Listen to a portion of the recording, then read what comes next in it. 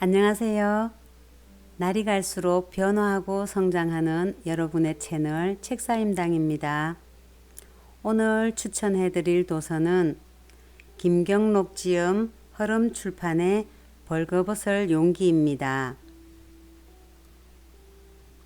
이제 후반전이 시작된다.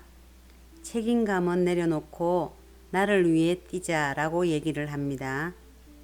다가올 파도에서 나를 지켜줄 핵심 전략 5가지를 말하는데요.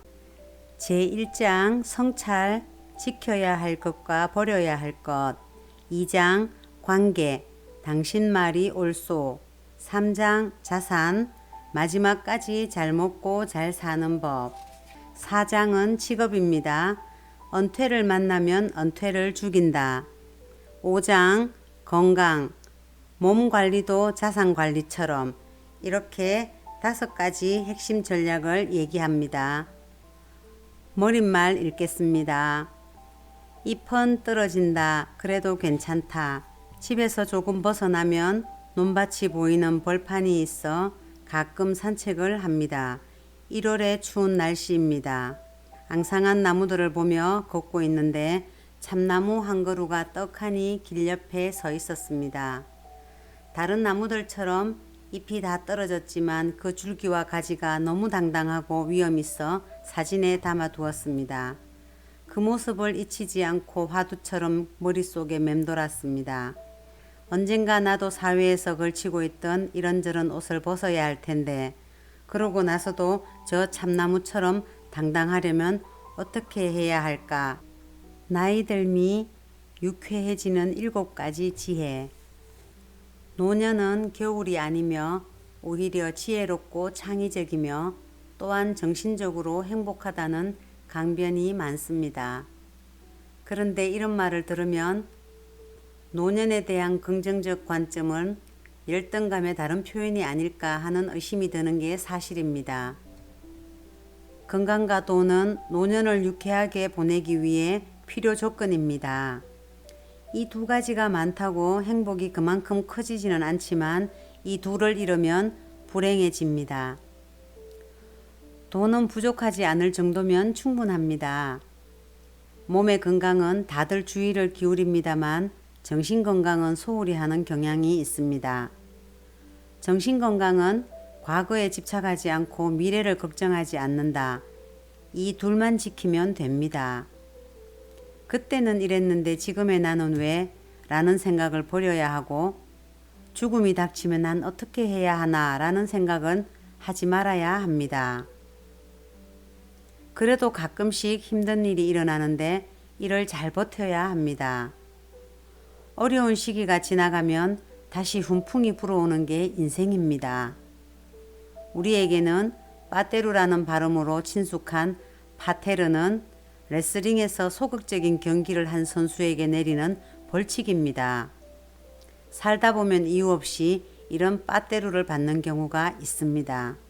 어쩌겠습니까? 버텨야 합니다. 이유를 묻지 말고 그냥 버티는 힘을 길러야 합니다. 아프면 아픈 대로 버텨낼 수밖에 없습니다. 사회의 변화를 이해하고 유연하게 적응해야 합니다. 우리는 페르소나, 즉 가면을 여러 개 가져야 합니다. 사람들은 가면이 여럿 있으면 기회주의자라고 비난합니다만 오히려 하나의 페르소나만 갖고 사는 인생이 문제입니다. 직장에서 쓰고 있던 엄격한 부장의 페르소나를 집에 가서도 쓰고 있으면 집안 분위기가 어떻게 될까요? 겨울옷 하나로 사계절을 살아가는 사람은 없습니다. 인생에도 변화가 있으니 우리도 페르소나를 여러 개 갖고 있어야 합니다. 퇴직 전의 가면이 진짜 얼굴처럼 붙어서 떨어지지 않아 곤란을 겪는 사람들을 많이 봅니다. 여러 가면을 잘 바꿔 쓰는 게 노후의 정신건강에 좋습니다. 공부나 취미생활을 하려면 무조건 좋아하는 것을 택하십시오. 이건우 교수는 의과대학 교수직을 퇴직하고 디지털 대학교에 입학해 문화예술학을 전공했습니다. 정신의학은 문화예술과 관련이 깊은 데다 네팔에서 봉사를 하려면 네팔의 문화를 이해하는 게 필요했기 때문입니다. 이때의 공부가 꿀맛같이 달콤했다고 합니다. 그러다 보니 1등으로 졸업을 했습니다. 노후에 시작하는 취미나 공부는 책임감이나 의무감 없이 그냥 내가 좋아하는 걸로 선택하기 바랍니다. 백세 철학자 김형석 교수는 75세 때 구순에 가까운 지인께서 몇 살이냐라고 묻고 나서 답을 듣더니 가만히 창을 보면서 참 좋은 때다라고 말씀했답니다. 그래서 이건우 교수에게 80대 중반의 나이에 70대 중반인 사람을 보면 이런 생각이 드는지 물어보았습니다. 이 질문에 대한 답은 인생은 모든 때가 좋다였습니다. 10대는 10대의 즐거움, 50대는 50대의 즐거움, 70대는 70대의 즐거움이 있습니다. 현재의 나이는 과거를 보면 가장 많은 연령이고 미래를 보면 가장 어린 연령입니다. 어느 연령대든지 그 나이의 즐거움을 만끽하며 유쾌하게 사시기 바랍니다. 그럼에도 불구하고 야금야금 그렇게 말입니다. 일본의 정형외과 의사인 와타나베 주니치는 성공한 사람은 재능은 물론이고 둔감함을 갖추고 있다고 주장했습니다. 그가 삿포로 대학병원에서 일할 때 모시던 교수는 수술 중 의료진에게 잔소리가 심했다고 합니다. 그중 제1조수에 해당하는 선배는 잔소리의 직격탄에 무방비 상태였을 때 혼날 때마다 그냥 네 이렇게 반복했습니다. 이러다 보니 구시렁구시렁 네 하는 문답이 판소리 장단 맞추듯 쿵짝쿵짝 하는 느낌이 들었습니다. 이 시기를 견뎌낸 그 선배는 의국에서 가장 뛰어난 의사가 되었습니다. 좋은 의미의 둔감함은 의학적으로 마음을 안정시키고 혈액순환을 원활하게 유지시킵니다. 잘 버티려면 버티는 힘을 길러야 하고 모든 일에 좋은 의미로 둔감해지는 습관을 들여야 합니다. 둔감함은 긍정적인 사고방식에서 비롯되고 긍정적인 사고방식은 낙천적인 인생관에 바탕을 둡니다. 부모를 비롯해 주위에 온천같이 포근하고 너그러운 존재가 있으면 낙천적인 사람이 되기 쉽습니다. 나를 덮치는 빠떼로 둔감하게 버티는 수밖에 없습니다. 2년 전 처음 드론을 만났습니다. 책을 보러 광화문 교보문고에 들렀다가 가로 세로 10cm 정도의 작은 드론이 있어 호기심에 하나 구입했습니다. 생김새와 부속들이 꼭 어렸을 때 본 엉성한 장난감 같았습니다. 반나절 꼬박 이것저것 시도하다 마침내 공중에 띄울 수 있었고 며칠 낑낑댄 끝에 대략 이륙해서 좌우 위아래로 비행하며 착륙하는 것까지는 익혔습니다. 별거 없어 보이던 작은 기계가 이렇게 날아다니는 걸 보며 기술 변화를 실감했습니다. 내친 김에 드론 자격증을 따볼 계획까지 세웠습니다. 먹고 사는 문제에 치이다 보니 계획은 계획에서 멈췄지만 최소한 신기술에 대한 막연한 두려움은 사라졌습니다. 조만간 조금 더 큰 드론을 사서 운전해 볼 생각입니다. 드론에 카메라를 달아 공중 촬영하는 모습을 보니 저도 한번 해보고 싶었습니다. 내친 김에 동영상 편집을 공부하기 시작했습니다. 전문가에게 물어 동영상 편집 앱을 추천받아 스마트폰에 내려받았습니다. 요즘 소프트웨어는 운영 방식이 직관적이어서 따로 설명서를 보지 않고 그냥 기존에 찍은 동영상으로 편집부터 시도해 봤습니다. 긴 동영상을 자를 수도 있고 곳곳에 가위질을 한 뒤 분할해서 이어붙일 수도 있었습니다. 이전에는 방송국에서나 하던 일이 내 손 안에서 다 된다니 신기할 따름입니다. 영상의 완성은 편집에서 끝나지 않습니다. 배경음악, 나레이션, 자막, 움직이는 스티커, 템플릿 등이 영상에 생명을 불어넣습니다. 동영상 앱은 무료이지만 이런 기능들을 풍성하게 이용하려면 돈을 내고 구입해야 합니다. 어쩌겠습니까? 커피 2잔 값도 안 되는데 이 정도는 투자해야겠다고 생각하고 관련 프로그램을 샀습니다. 배경음악만 깔았을 뿐인데 동영상 분위기가 완전히 달라집니다. 자막, 움직이는 스티커 등도 잘 이용하면 생동감을 줍니다. 처음 동영상을 편집할 때는 스마트폰이라는 좁은 공간에서 키보드와 마우스 없이 작업하려니 짜증이 많이 났지만 이틀 정도 해보니 앱이 있는 기능들을 대부분 사용할 수 있게 되었습니다. 마침내 동영상 하나를 배경음악, 자막 등과 함께 하나 편집해서 친구에게 보여주었더니 너무 재미있어 했습니다. 하여튼 혼자 배워서 이틀 만에 동영상을 대충 편집할 수 있게 되었습니다. 이전에 필름을 가위로 자르고 붙이고 더빙해서 색깔 입히고 배경음악 넣는 등 복잡하게 이루어졌던 작업을 혼자서 뚝딱 해치워 버린 것입니다. 배우고자 하는 욕구가 생기면 잴 것 없이 빨리 시작하는 게 좋습니다.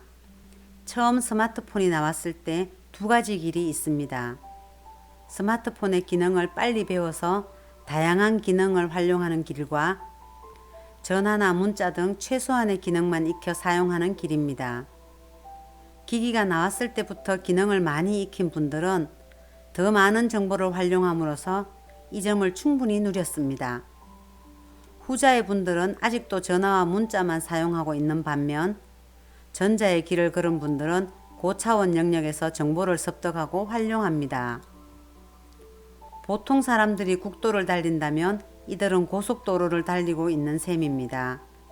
시간이 흐를수록 이들 간의 차이는 벌어지기 마련입니다. 그래서 어떤 기기나 기술이 나왔을 땐 어차피 이를 익혀야 한다면 하루라도 빨리 신기술의 고속도로로 진입하는 게 좋습니다. 처음 진입할 때는 비용이 들지만 일단 진입하고 나면 그 정도 비용은 우습게 보일 정도로 이득이 많습니다. 무언가를 시도하면 새로운 세계가 펼쳐지고 그 세계와 연결되어 또 다른 세계가 펼쳐지면서 다른 것과의 융합이 일어납니다. 그러다 보면 생각지도 않은 길이 보이기도 합니다. 이것이 삶의 묘미입니다. 하나의 문을 열면 또 다른 문이 열릴 뿐 아니라 생각하지도 못했던 문들도 나를 향해 열립니다. 이전에는 저건 할 수 없어 라고 포기했던 영역까지 열리기도 합니다. 하고 싶은 일이 있다면 일단 문을 하나 열고 들어가 보는 게 중요합니다. 작고한 코미디언 이주일 씨가 한 말입니다. 일단 해보시라니깐요. 마지막 5장인 건강입니다. 건강하면 행복하다고 하지만 엄밀히 맞는 말도 아닙니다. 공기의 고마움을 모르듯 건강하다고 더 행복하진 않습니다. 하지만 건강을 잃었을 때는 세상이 꺼져버린 듯한 불행을 느낍니다. 비대칭적 특성 때문에 평소 관리에 소홀하기 쉬운 게 건강관리의 맹점입니다. 나이가 들면 육아나 가족 부양의 책임에서 벗어나 어느 때보다 자유를 누리게 됩니다만 육체를 처절하게 파괴해가는 자연의 잔혹성도 따라옵니다. 자유와 질병이 동전의 앞뒷면처럼 동반되는 것이지요. 이는 진화의 결과입니다. 인생 후반은 종족 번식이라는 자연의 구속에서 벗어난 자유로운 때입니다. 번식 기간 동안인 젊은 시기에는 번식과 육아의 모든 걸 집중합니다. 생존에 핸디캡이 되지만 번식의 이점이 된다면 수컷은 번식을 위해 그 핸디캡을 선택할 정도입니다. 이렇게 에너지가 많이 드는 일이라 동물들은 새끼를 다 키우고 생식 능력이 없어지면 대부분 죽습니다. 반면 사람은 번식과 양육을 끝내고도 오래 살아갑니다. 문제는 자연은 노후 기간에 별로 관심이 없다는 점입니다. 번식에는 좋은 유전자를 잇기 위해 자연 선택의 법칙이 적용되지만 번식의 영역을 벗어난 기간에는 별다르게 적용되는 법칙이 없습니다. 기껏해야 포유류의 나이든 암컷은 종의 번성에 도움이 된다는 연구 결과가 있을 따름입니다. 노후에는 자연 선택에 의해 질병이 걸러지지 않다 보니 질병백화점이 됩니다. 자유시간이 많아지지만 질병의 양상은 악화되는 거죠. 해법은 길어진 자유시간을 건강정진에 배분하는 것입니다. 건강관리하는 직장에 취직했다라고 생각할 정도로 건강에 투입되는 시간을 대폭 늘려야 합니다. 건강관리에 시간을 할당할 뿐 아니라 이를 습관화해야 합니다. 좋은 습관은 운명을 바꿉니다.